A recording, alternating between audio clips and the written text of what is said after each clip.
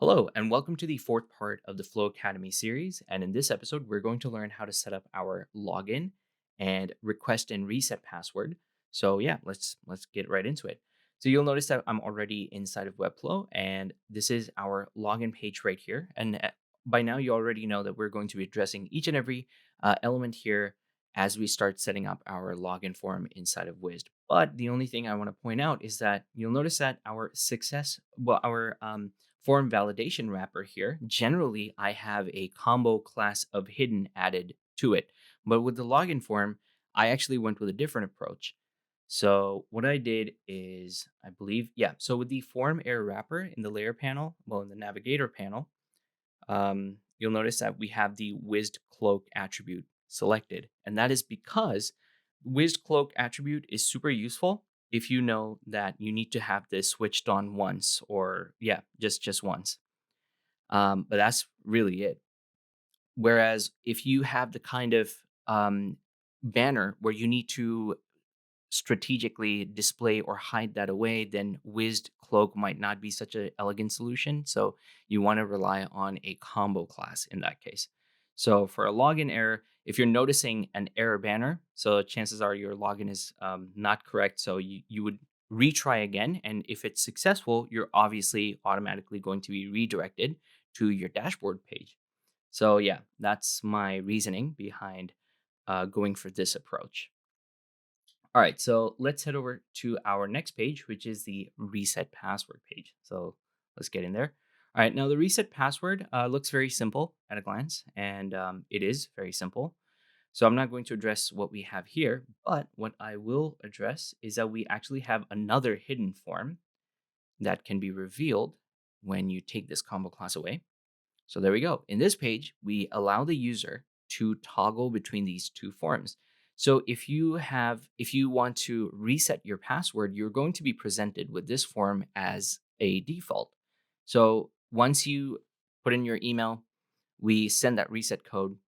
You ask for that reset code to be sent over to your email, and we send it over. And once you receive that email, you're going to receive a code, and that code basically, so if you click here and then it will present you this form right here. So you have that code, you put that in and you put in your new password and you confirm your password. Once it's confirmed, we then let the user know that, hey, your password has been reset. You can now log in with your new password. So yeah, that's what we have for our login and reset password. So I'm just going to go ahead and hide that away. So that's that for the Webflow side of things. So let's hop over onto Xano and learn more about our API endpoints. Now, over on Xano, we actually have three API endpoints that we're going to learn about. So the first one being auth login, the second one is auth request for password, and the third one is auth reset password. So let's start off with the auth login. Okay, so for the inputs, we have email and password, like we've noticed with our login form. So let's head over to the function stack, with the first function being a precondition where we are checking if the email isn't empty. So yeah, and then we have a second function where we check if the password is not empty. And if it is, we throw in an error message there. And the third one being basically we grab the record from our user's database. So we grab the email from our login from the user's database and try to match it with the email from the input. And then once we get a match, we carry out further functions. So the next function would be to check if the user actually does exist. And if it doesn't, we throw in the error message of invalid credentials. Then the fifth one is another precondition where we check if their magic link is not false. Because if it is false, that means this user has not verified their account.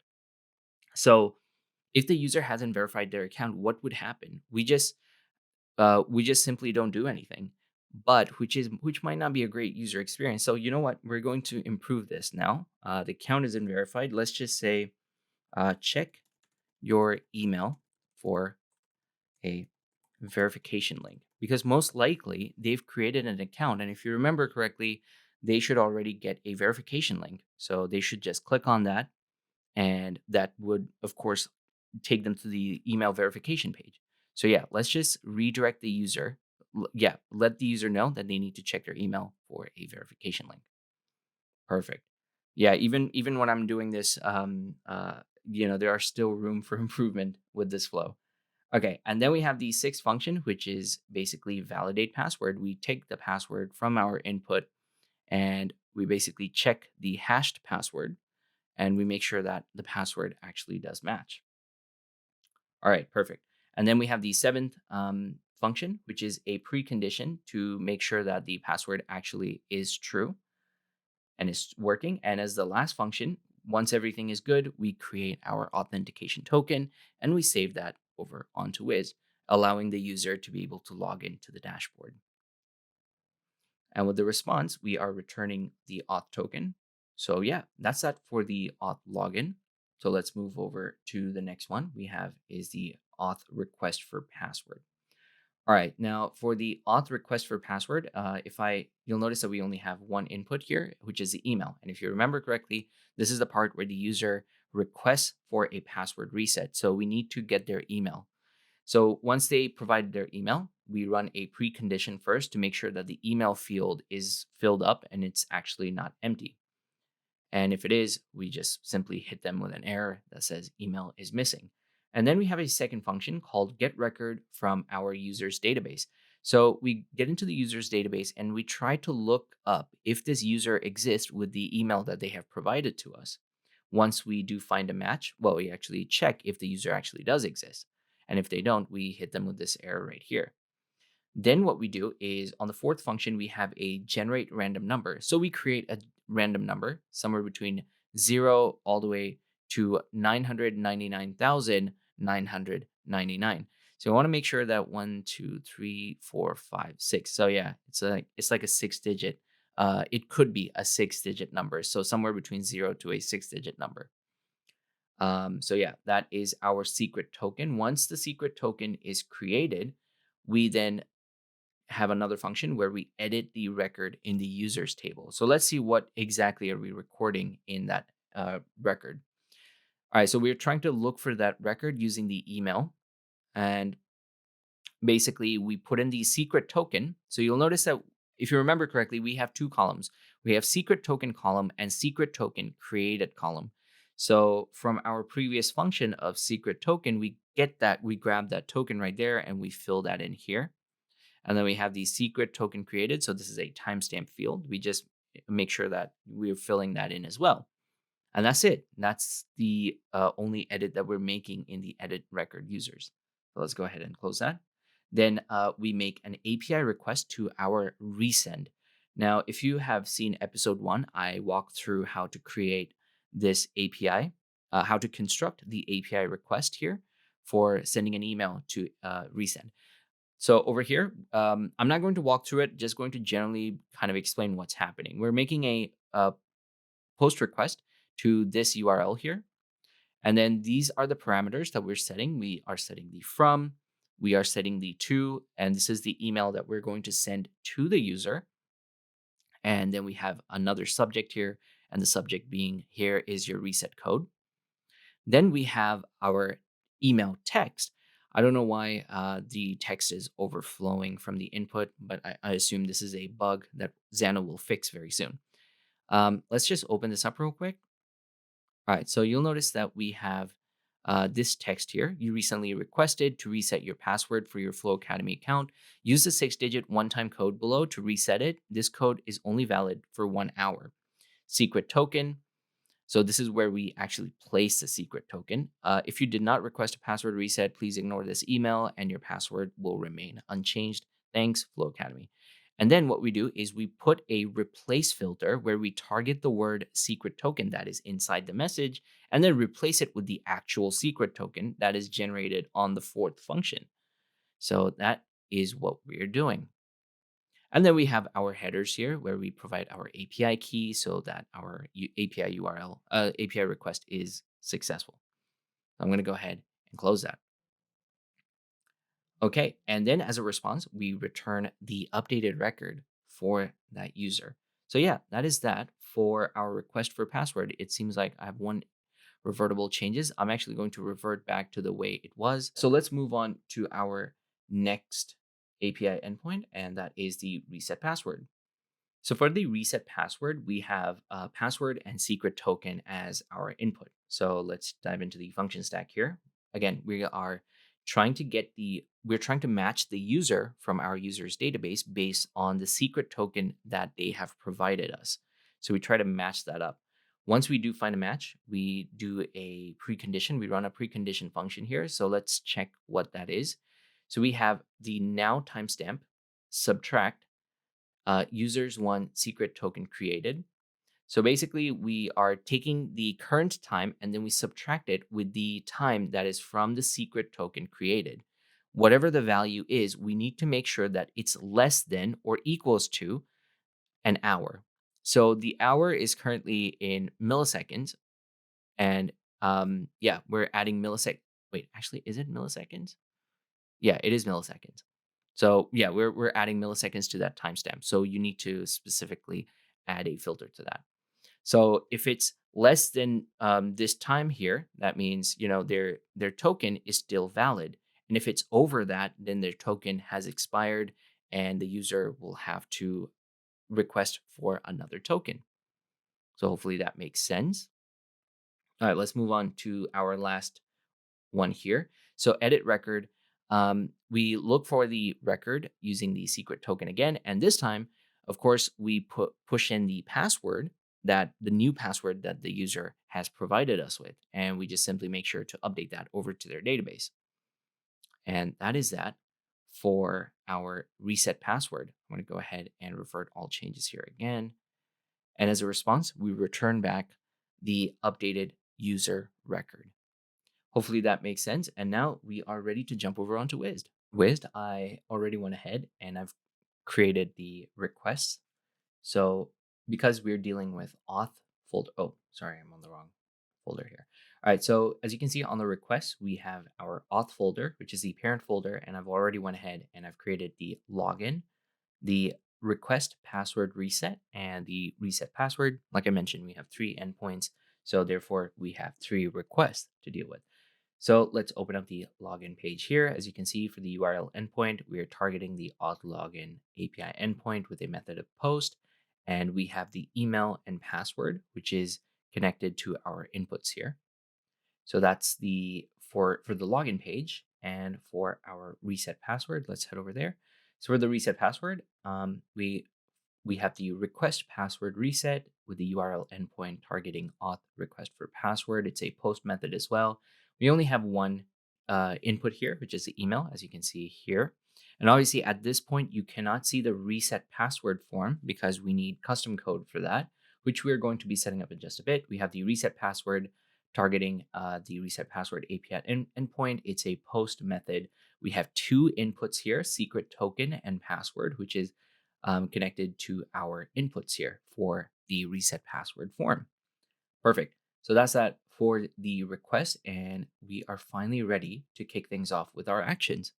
Now, one thing that I have completely forgotten to address is that actually I'm going to head over back to the login page, and you'll notice that whenever I am interacting with an input field, you'll notice that when the input is focused, the stroke has a white color to it. But when I'm clicking onto the password, that doesn't happen. And the reason why it doesn't happen is, if you remember correctly, the password input, the actual input is inside a div block. So this parent div block actually looks like an input, but it's actually not. So just to remind you, if I head over to the login page, and if you look at the layers panel here, you'll notice that we have the form field input, which is actually a div block. And inside the div block, we have the input, which is an actual input. This is where we enter our password.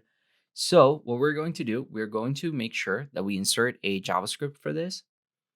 So whenever a user is clicking into the password input, it makes sure to target this div block and lights up the stroke with a white color.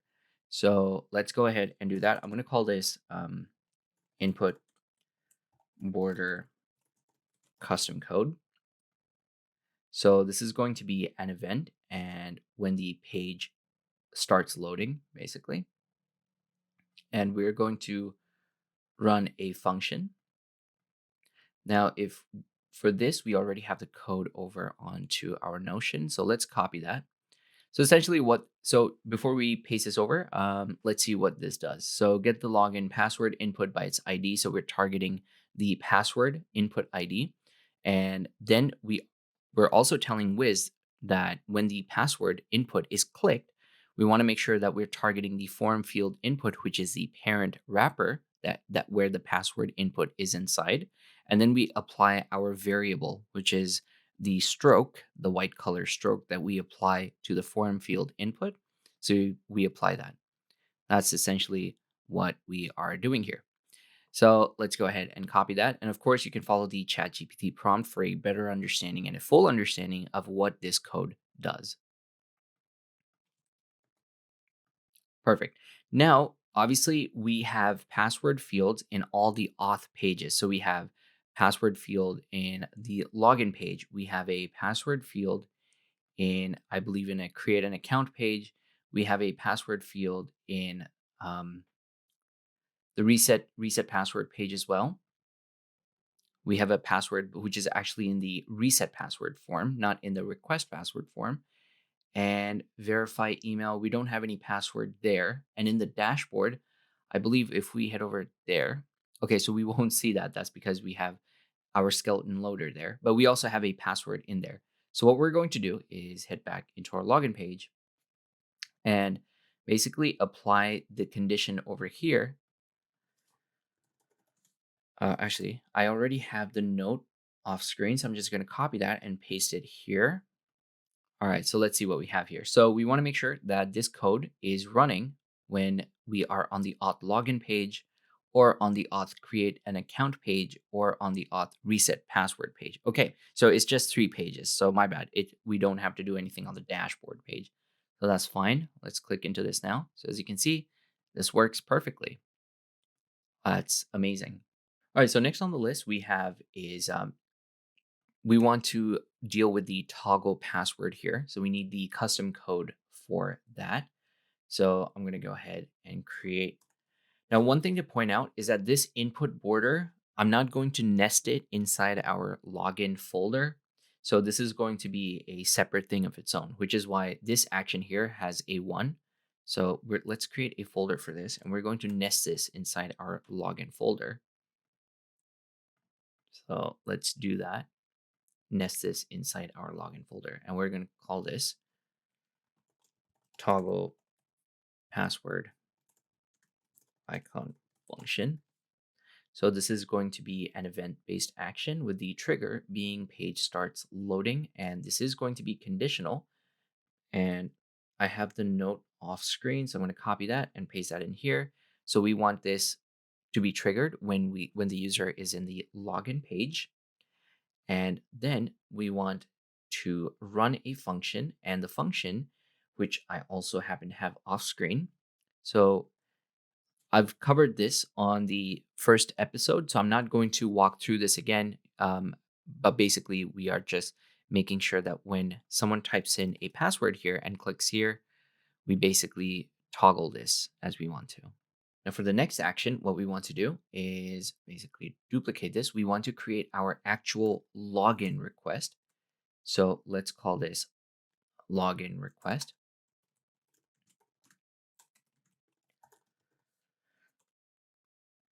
It's going to be an element-based action. And let's switch the X-ray on. Okay, so when the user clicks on login trigger, that's when we want to trigger our request.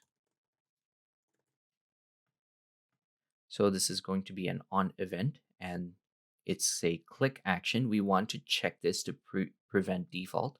We want to perform a request, and we've already created a request, which is called login. So let's make sure to enter that. Perfect. So we're not going to test anything out. We're just going to go ahead and set everything up one by one. Now, next on the list we have is the login loader. So let's deal with that. So by now, all this, you'll notice that we're kind of repeating, everything. This is all a little familiar because we had the same exact setup for our other pages as well in the previous episodes. Okay, so this is going to be an element. Let's switch the X-ray on. That's the login loader. login loader, and we are trying to set its visibility, and this should be visible when our login is requesting. Set to true. There we go. Okay, so next on the list, let's create our login error text. So we're going to call this set login error text. This is also going to be an element action. And let's head over to Webflow here. I need to find out what attribute I'm calling this login error. Okay, so let's do exactly that, login error. So we want to set the text, plain text. I'm targeting the wrong thing here. Okay, so it's the text that we're after, not the actual banner, which is called login error text. That is my bad. I was just realizing that.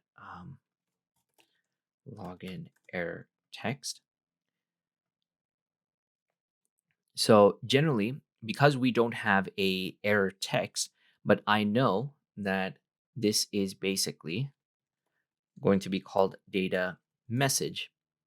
This is generally the data path that contains the message for your error. So because I've already dealt with this before, so I know this beforehand, and this goes for any other data path as well, no matter what request you have. Now that we've set up the login error text, let's duplicate this and now target the actual login banner. So actually, this is going to be login error banner show. So we know that it's called login error, and we are going to set its visibility. And let's remove this. I already have this off screen, so I'm just going to copy that and paste that in here and explain what is happening.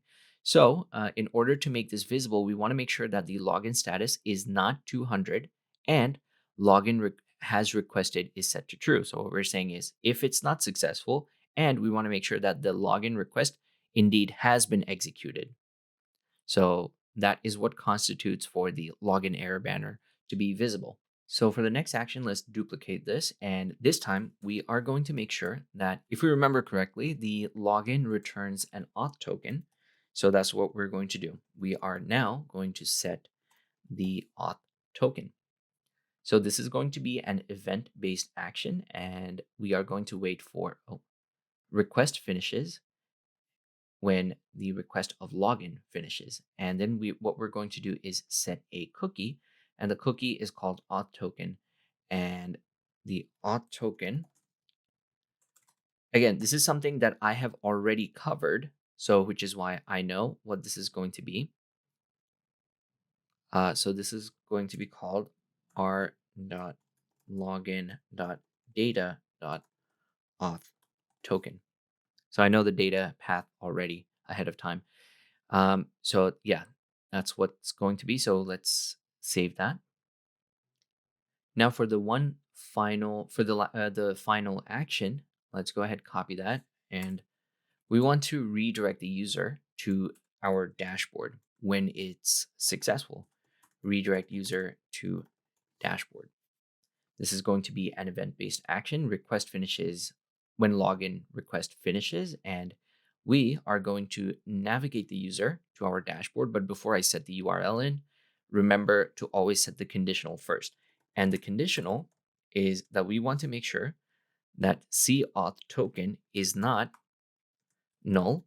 So basically saying that it should not be empty, and our login status should be 200. So it means that so we need to make sure that the login request is successful, and in the process, the auth token should not be empty. So yeah, if it's true, then we're going to redirect the user to our dashboard. And let's put that in there.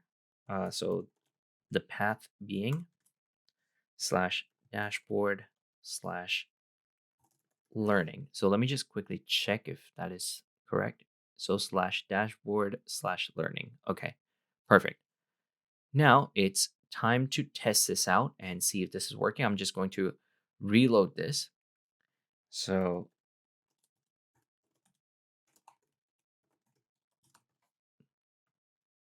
Okay. Let's see if this is toggling. All right. Now, before I hit sign in, let's check this out if this is working. Perfect. So it has executed successfully, and we are in the dashboard learning page, which is awesome. So this is indeed working. Now, what we're going to do is head over to login. Uh, okay, it's not letting me in. Let's head over here. Okay, perfect. We're back in login. Now, let's test another thing out as well. Let's make sure to put in a random email and see if it actually lets me in. Just to test this out. Invalid credentials. Perfect. So it's not letting me in. Let's also test out another theory. So what I'm going to do is, if you remember correctly, in the login, we also want to make sure that only verified users are being led into the dashboard.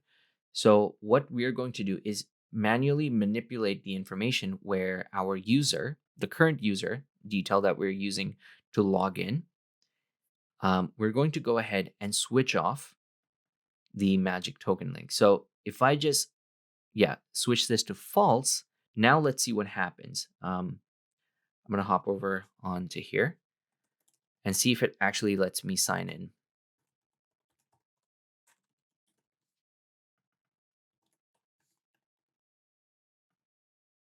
This account isn't verified, which is amazing. So perfect, it works. Although I do remember that I think I changed the action to something else. I think I probably might not have saved this. So let's change that. Okay, yeah, I did forget to save it. So let's change that. The account isn't verified. Check your email for a verification link. Save. Let's publish that. Now that it's published, let's head over here and try signing in again. There we go. This account isn't verified. Check your email for a verification link. So we're also informing the user what their next step of action should be. Okay, so now next on the list we have is our request password reset. So let's head over there. Perfect. So let's create our first action for this. Before I do that, let's put the login. Let's move the login into the auth folder, and let's create a new folder and call it request password. And under request password, we're going to create our first action. We're going to call this toggle reset password or request password reset form. That's quite a long one. All right, so basically, as the name suggests, we're going to allow the user to be able to toggle between the request password form and the reset password form. Now, this is going to be an event-based action, and we're going to do this when the page starts loading. We're going to run a function. And for this, we have the code, and the code is inside our Notion document. Oh yeah, there we go. Toggle reset password. So essentially what it does is that we're just letting the code know that we have two forms with this attribute have reset code. It does basically, well, actually, let me rephrase that. Let me head over to Webflow here, and I think it will be easier that way. We have two buttons here. I already have a code. So this has an attribute of have reset code. And the other one, which is currently hidden right now. So let's switch that on. Oh, got the wrong thing on here. We have another one here. I don't have a code, which also has the attribute of no reset code. So that's what we're telling this code here. That when the Wized have reset code, and we're basically attaching an event listener to this.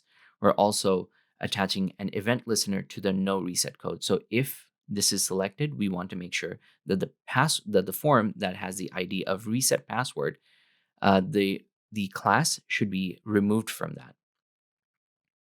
So that's what we are saying here. So when this is clicked, we want this form to be visible. And when this button is clicked, we want this form to be visible and this form to be hidden away. So yeah, hopefully that makes sense. All right, so let's go ahead and copy that. Also, another thing that we want to do is add a condition that we want to execute this code only when the user is on this page, and that page being slash auth slash reset password. There we go. Okay, so let's set up our second action now, and this is going to be called request password reset. So this is where we trigger the actual request. So this is going to be an element-based click, and if we switch the X-ray on, we need to trigger this based on this click here. So request password. Okay, so rec pass reset. Oh, there we go. Reset email. Okay, and this is going to be an on event, and it's a click event. We want to perform a request, and the request being request password reset. So next on the list, we want to deal with the request pass loader. So let's deal with that now that we have already finished our setting of our request. So let's call it set visibility to request password reset loader. So this is also going to be an element, rec pass loader,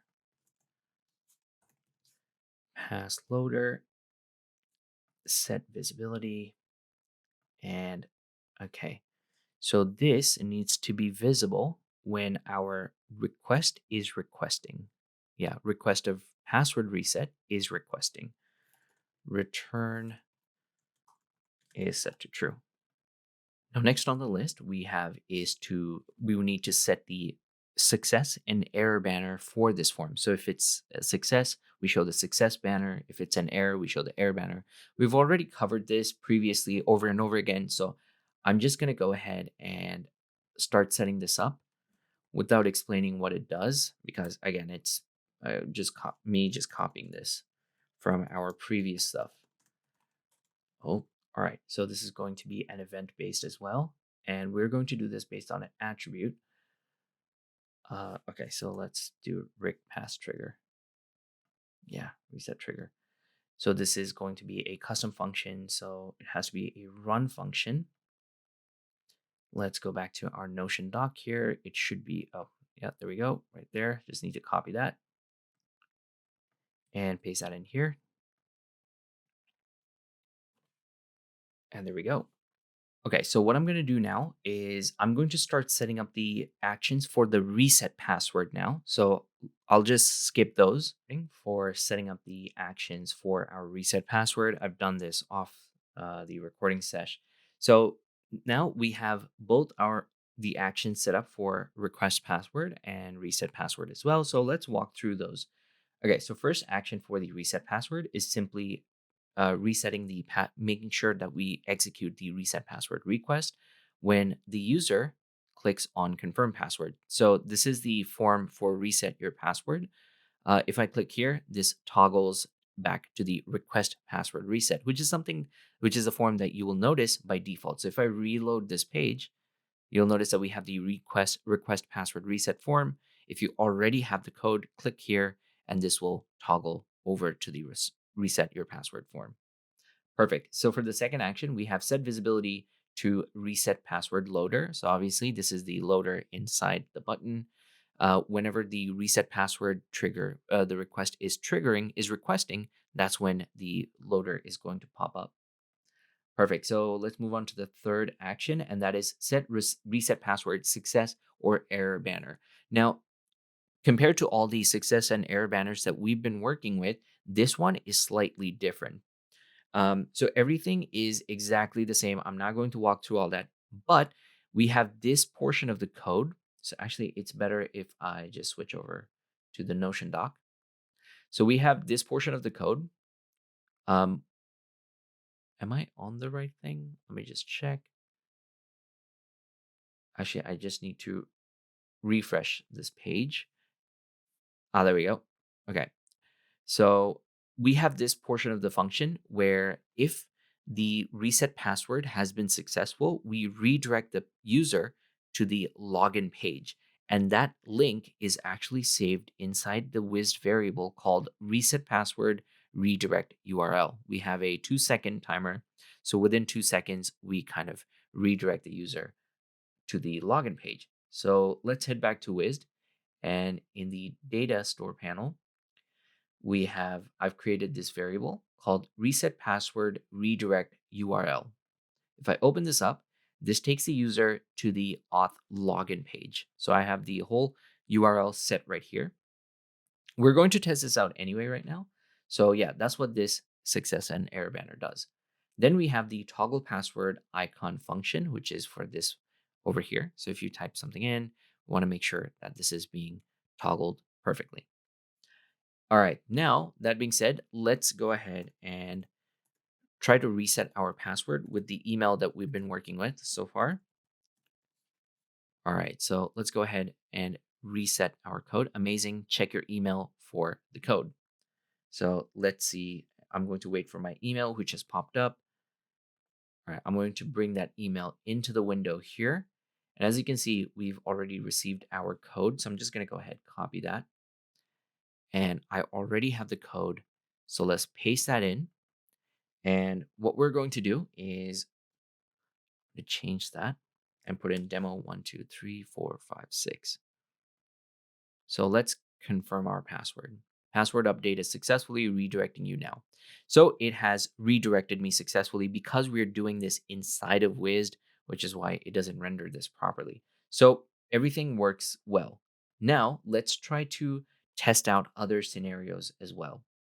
So what I'm going to do is head over to login here and switch over to reset password again. Now, this time, my first test is to make sure that our system does not send out reset codes to emails that haven't been registered to the system. So let's just type in any random email and see if this works. So let's try sending our reset code.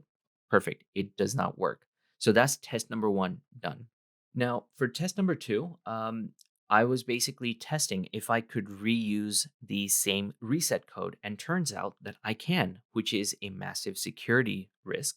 So I had to stop the recording and I had to reassess my Xano API endpoint, and I finally fixed the issue. So what I'm going to do is I'm going to go ahead and head over to our Xano API endpoint, and specifically going to show you the changes that I have made. This time I have created a new column and it's called secret token used. So we have a Boolean field here that actually checks whether the secret token has been used or not. So we have 3 fields in total for our reset password. So we have secret token, the date that the secret token has been created, and the secret token used. So if this is checked as true, that means if someone is reusing their old one, they won't be able to do it. So let's see how the endpoints have been configured to handle that scenario. So if I head over to the request for password, everything is pretty much the same. The only change that we have here is in the edit record. In the edit record, so when you're requesting a password, you'll know that the secret token and the created now, this was already there before, but this time we want to make sure that the secret token used is set to false. So previously, if you have used secret token and it's marked as true, we're going to override that with this Boolean value of false. That's all the change that we need to do in request for password. All right, hopefully that makes sense. And as for our reset password, we had to add a 1 line of precondition right here. So it's placed in position number 2. So this is to make sure that users 1 secret token used is false. So it needs to be false. If it's true, that means the user is trying to use a token that has previously been used. So if they're using a used token, we're going to hit them up with this error that says this token has already been used. go to login, or request another token. All right, so in this case, all right, let me go ahead and publish that. What I'm going to do is I'm going to copy this code here. So I'm going to copy my secret token here. And because I already have my code, I'm going to paste that in here. And for the password, I'm going to put in demo1234, try to confirm my password. And as you can see that this token has already been used, go to login or request another token. So it does not work. I mean, it does work. So that's perfect. Let's try and apply our email here. As you can see, our auth token is null. So for the last test, we just want to make sure that our login is working properly. Aeon Designs, and the password is demo1234. I think eventually I reverted back to this password. So let's go ahead, sign in. This account isn't verified. Check your email for a verification link. Okay. Oh, that is because I think we have marked this as unverified. That's why we weren't able to log in. So it's a good thing that I decided to test this out. So let's try signing in again. All right, auth token has been filled in and we have been redirected to dashboard learning. Perfect. Now in the next episode, we're finally going to be kicking things off with our dashboard setup, and I'm really looking forward to it. Until then, I'll see you in the next one. And if you have any queries, please leave them in the comments and I'll try my best to answer those as quick as possible. Thanks for watching.